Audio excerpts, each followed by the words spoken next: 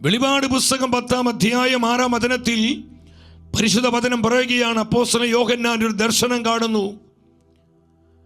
ആകാശം അതിലുള്ളവയും ഭൂമിയും അതിലുള്ളവയും സമുദ്രവും അതിലുള്ളവയും സൃഷ്ടിച്ച നിത്യം ജീവിക്കുന്നവന്റെ നാമത്തിൽ ആണയിട്ട് ആ ദൂതൻ വിളിച്ചു പറയുകയാണ്, ഇനി കാലവിളംബം ഉണ്ടാവുകയില്ല, ഇനി കാലതാമസം ഉണ്ടാവുകയില്ല.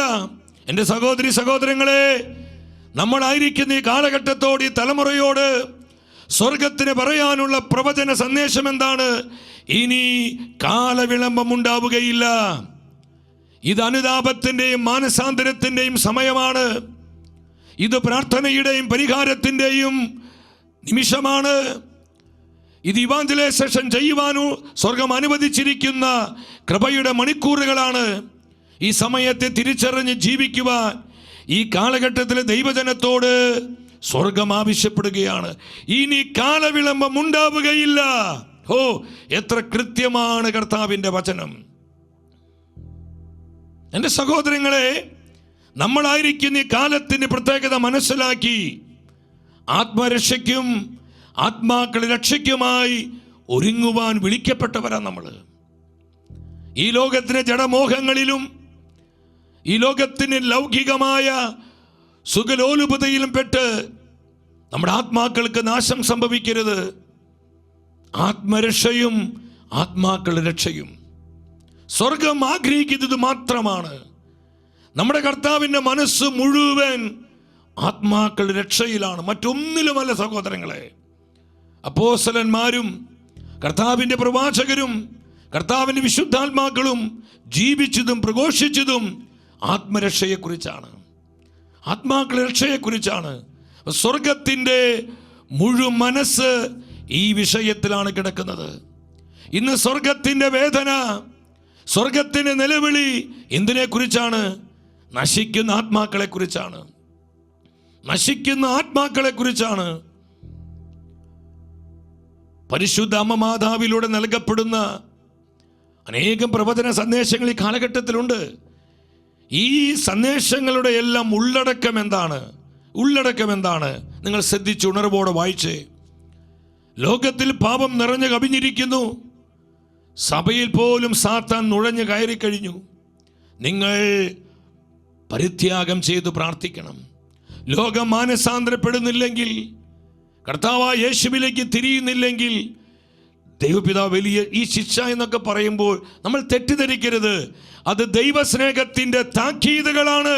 ശ്രദ്ധിക്കണമേ, കർത്താവ് നൽകുന്ന ശിക്ഷണങ്ങൾ എന്തിനാ? അത് കർത്താവിൻ്റെ സ്നേഹത്തിൻ്റെ താക്കീതുകളാണ്. എന്തിനു വേണ്ടിയാ ഈ സ്നേഹത്തിൻ്റെ താക്കീതുകൾ കർത്താവ് അനുവദിക്കുന്നത്? ഈ ലോകത്തോടൊപ്പം നമ്മൾ ശിക്ഷയ്ക്ക് വിധിക്കപ്പെടാതിരിക്കുവാനാണ് കർത്താവ് സ്നേഹത്തിൻ്റെ താക്കീതുകൾ തന്ന് നമ്മെ ശുദ്ധീകരിക്കുന്നത്. ഹല്ലേലൂയ. ദൈവപിതാവ് അയക്കുന്ന ശിക്ഷ എന്നൊക്കെ പറയുമ്പോൾ നമ്മൾ തെറ്റിദ്ധരിക്കരുത്. നമ്മുടെ ആരുടെയും നാശം കർത്താവ് ആഗ്രഹിക്കുന്നില്ല. നമ്മൾ നശിക്കാൻ വേണ്ടി കാത്തിരിക്കുന്നവനാണ് നമ്മുടെ കർത്താവ്. ഒരിക്കലുമല്ല സഹോദരങ്ങളെ. പിന്നെ എന്താണ് ഈ ശിക്ഷാവിധി? അത് കർത്താവിൻ്റെ സ്നേഹത്തിൻ്റെ മുന്നറിയിപ്പുകളാണ്. എന്തിനു വേണ്ടി? നമ്മുടെ വിശുദ്ധീകരണത്തിന് വേണ്ടി, നമ്മുടെ ആത്മരക്ഷയ്ക്ക് വേണ്ടി, നമ്മുടെ നിത്യജീവന് വേണ്ടി. നമ്മൾ മാനസാന്തരപ്പെടുവാൻ അനുദപിക്കാൻ തയ്യാറല്ലെങ്കിൽ ഈ താക്കീതുകളിലൂടെ നമ്മൾ കടന്നു പോകേണ്ടി വരും. അത് ദൈവനീതിയാണ് സഹോദരങ്ങളെ. തുറന്ന സന്ദേശത്തിൻ്റെ അവസാനത്തിൽ എന്താ കാണുന്നത്? നിങ്ങൾ കൂടുതലായി പ്രാർത്ഥിക്കുക, കർത്താവായ യേശുവിൻ്റെ പ്രത്യാഗമനം അടുത്തുകൊണ്ടിരിക്കുന്നു, സമീപിച്ചു കൊണ്ടിരിക്കുന്നു.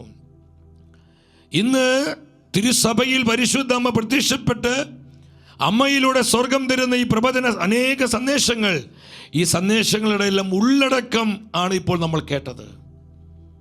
ഇതെല്ലാം നമ്മോട് വിളിച്ചു പറയുന്നത് ഈ കാലത്തിൻ്റെ പ്രത്യേകതകൾ തിരിച്ചറിഞ്ഞ് ജീവിക്കാനാണ്. പരിശുദ്ധ അമ്മ മാതാ വേദനയോടെ ഫാദർ ഷെഫാന് ഗോപിയിലൂടെ നമ്മോട് സംസാരിക്കുന്നുണ്ട്. എന്തമ്മ പറയുന്നത്? കർത്താവ് അയക്കുന്ന അടയാളങ്ങൾ മനുഷ്യർ ഗ്രഹിക്കുകയോ സ്വീകരിക്കുകയോ ചെയ്യുന്നില്ല. ഇതാണ് സ്വർഗത്തിൻ്റെ വേദന. ഇത് സ്വർഗത്തിൻ്റെ നിലവിളിയാണ് സഹോദരങ്ങളെ.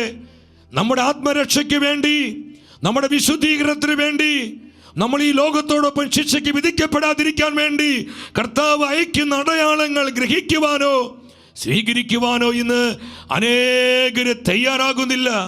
പലരത് പുച്ഛിച്ച് തള്ളുന്നു, പലരും ലാഘവമായി കാണുന്നു, പലരും അതിനെയൊക്കെ പരിഹസിക്കുന്നു, മറ്റു പലരും മാറി നിന്ന് അതിനെ പ്രതി ദുഷിച്ച് സംസാരിക്കുന്നു. സഹോദരങ്ങളെ, തിരിച്ചറിയുന്നില്ല. ബെനഡിക്ട് 16 മാർപ്പാപ്പ ഇപ്രകാരം പറയുന്നുണ്ട്, കാലത്തിൻ്റെ അടയാളങ്ങൾ തിരിച്ചറിയുക എന്ന് പറയുമ്പോൾ എന്താണ് അതിൻ്റെ അർത്ഥമെന്ന് മാർപ്പാപ്പ സഭാ മക്കളെ പഠിപ്പിക്കുന്നുണ്ട്.